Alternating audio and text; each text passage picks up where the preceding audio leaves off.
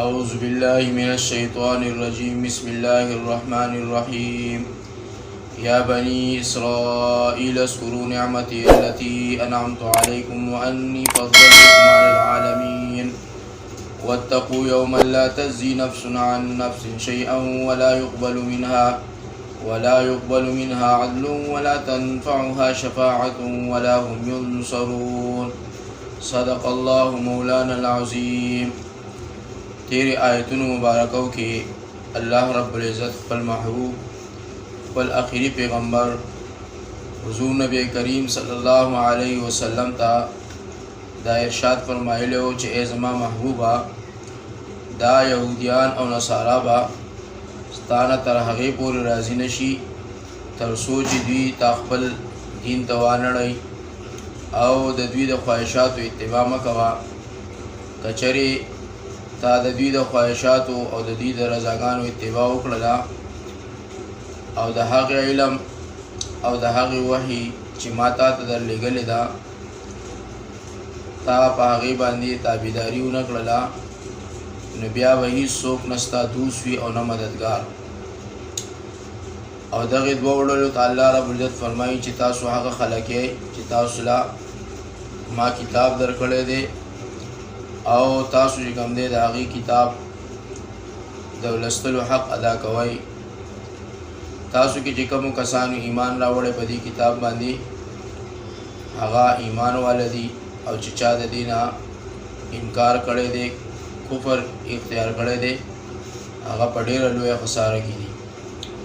اوس دې آیتونو مبارکو کې الله رب العزت د بني اسرائیلو د هغه انعاماتو ذکر فرمایلی دی چې کوم انعامات الله رب العزت په هغوی باندې کړي دي او دې سره سره د ابراهیم علیه السلام د هغه لسو خبرو هم تذکره الله رب العزت فرمایلی ده چې د هغه په شریعت کې هغه فرض او زمونږ په دین محمدي کې چې کوم دی هغه خبرې هغه سنت دي او بیا کمی دعاګانې چې هغه د بیت الله شریف په خوا کې غوښتې وې د هغې د تعمیر په وخت کې او هغه دعاګانې الله رب العزت قبولې کړې وې او بیا الله رب العزت هغوی ته د بیت الله شریف د تعمیر نه وروستو د هغې چې کوم احکام وو هغه یې ورته ښودلي وو. د دې ټولو تذکره به دې آیتونو کې راځي. الله رب العزت فرمایي یا بني اسرائیل اذکروا ای زامنو د یعقوب علیه السلام اذکروا یاد کړئ تاسو نعمتي نعمت زما التي هغه نعمت انعمت علیکم چې انعام کړی دی ما په تاسو باندې وانی فضلتکم او بېشکه چې ما فضیلت او لویوالی درکړی دی تاسو ته علی العالمین په ټولو خلقو د زمانې خپلې کې یعنی ستاسو په زمانه کې ما په تمامو مخلوقاتو باندې تاسو له لویوالی درکړی دی او بزرګي مې درکړې ده. واتقو ویریږئ له هغه عذاب نه یوما د هغې ورځې نه لا تجزي چې نه به ورکړی شي نفسون هیڅ یو نفس عن نفس بل نفس ته شیئا هیڅ قدر څه بدلا ولا يقبل او نبا قبول کړی شي منها لدې نفسنا عدل سفیدیا ولا تنفعها او نبا نفع رسول شي شفاعت سفارش د هیچا ولا هم ينصرون او نبا دوی سره مدد وکړی شي. نو تاسو زما د انعامات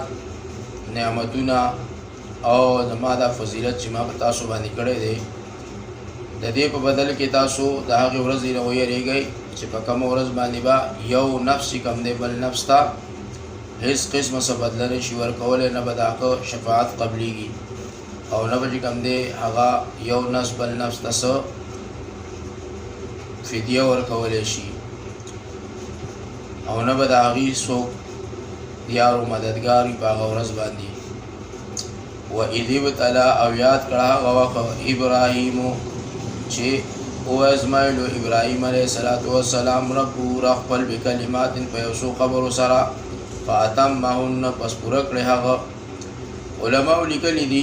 چې هغه څو خبرې سوي. عبد الله چې زوی د عباس رضی الله تعالی عنهما دی دا ویلي چې هغه کلمات نه مراد لس خویونه دي چې د دوی په شریعت کې هغه فرض او زمون په شریعت کې هغه سنت دي. یعنی په شریعت ابراهیمی کې هغه لس خبرې هغه فرض وي او په شریعت محمدي کې چې کوم دی هغه لس خبرې هغه سنت دي. په هغې کې 15 د سر سره تعلق ساتي چې په لومبۍ او دا ده چې په خوله کې اوبه اچول، دویم په پوزه کې اوبه اچول، دریم په نیموالي د ویښتو د سر یعنی د سر په منځ کې چې کوم دی لاره وباسل، او دارنګې پنځم څلورم د بریتونو واړه کول، او پنځم مسواک کول. یعنی دا 15 خبرې په دین ابراهیمی کې فرض وي په هغې امت باندې، او زمونږ استاسو په دې امت باندې چې کوم دی دا 15 خبرې دا سنت دی په دین محمدي کې. او 15 په نور بدن کې دي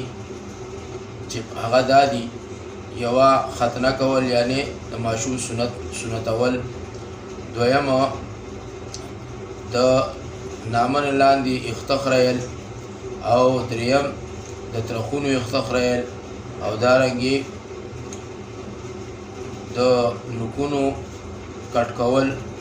او استنجا په اوبو کول. یعنی دا 15 خبرې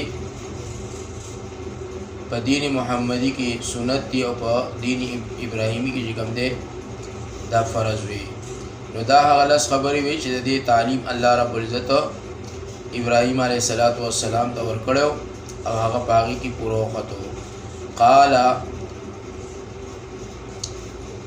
وویل الله تعالی: انی چې بېشکه جاعلک زه ګرځوونکی یم تا لره للناس دپاره د خلقو اماما پیشوا، یعنی زتا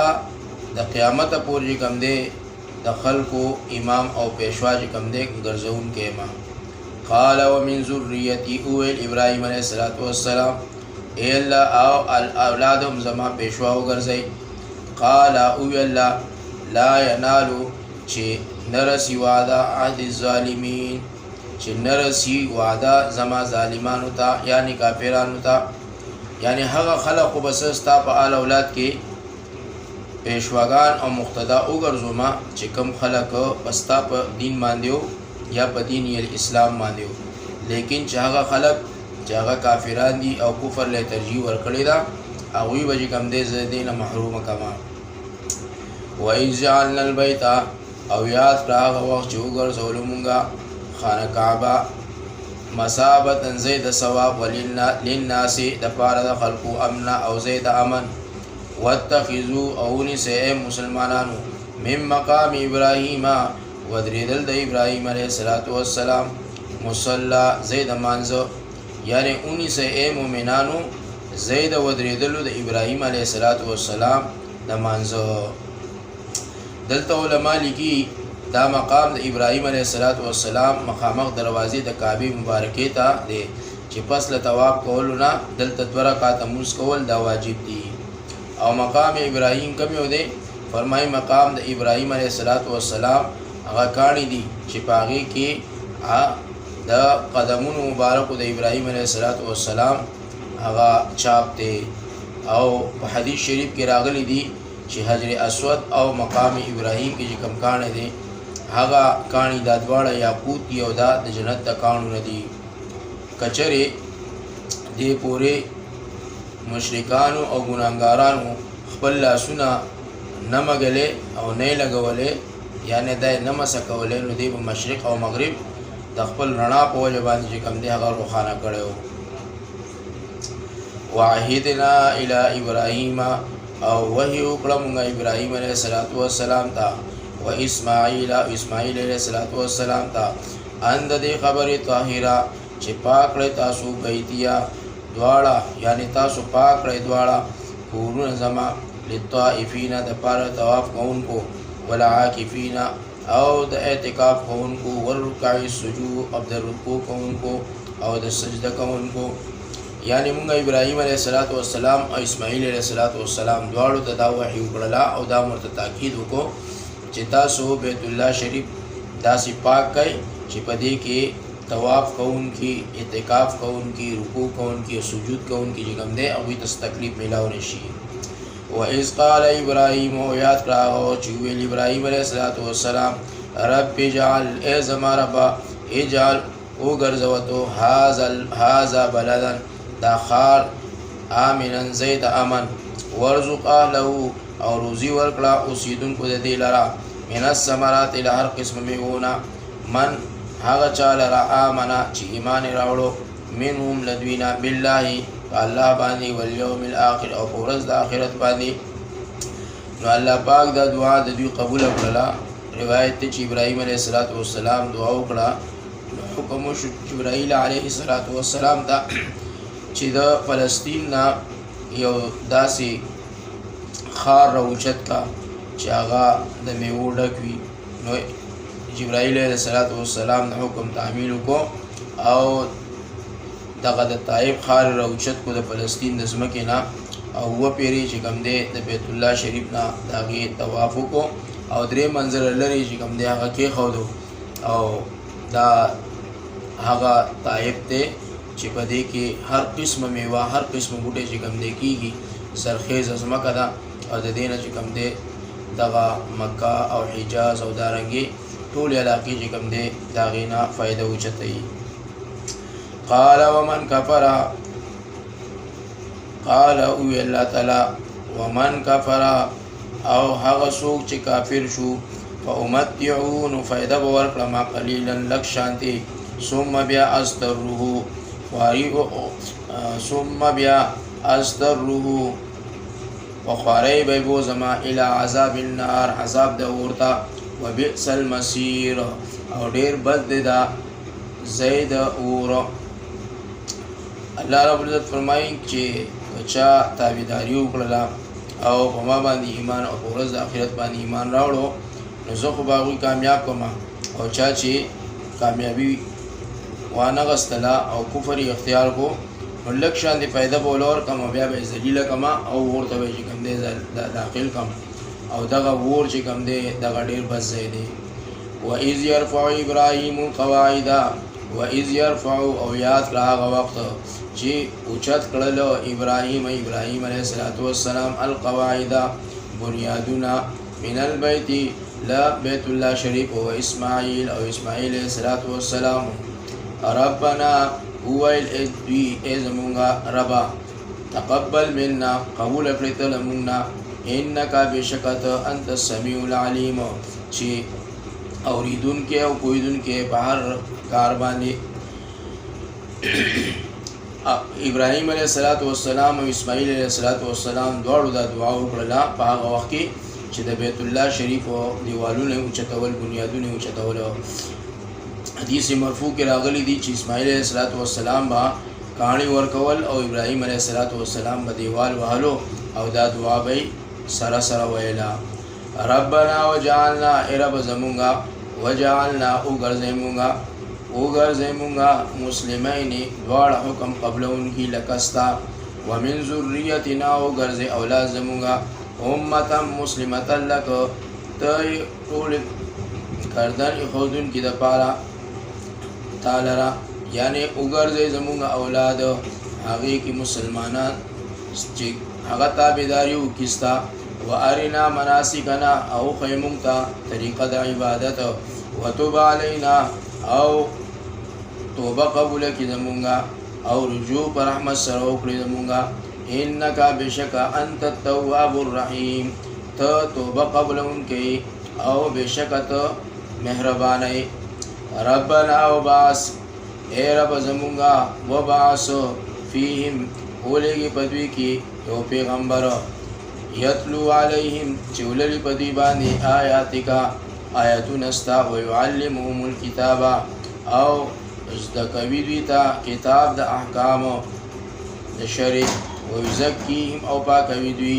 له ګناهونو نه انک بشکه انت العزیز الحکیم چې ته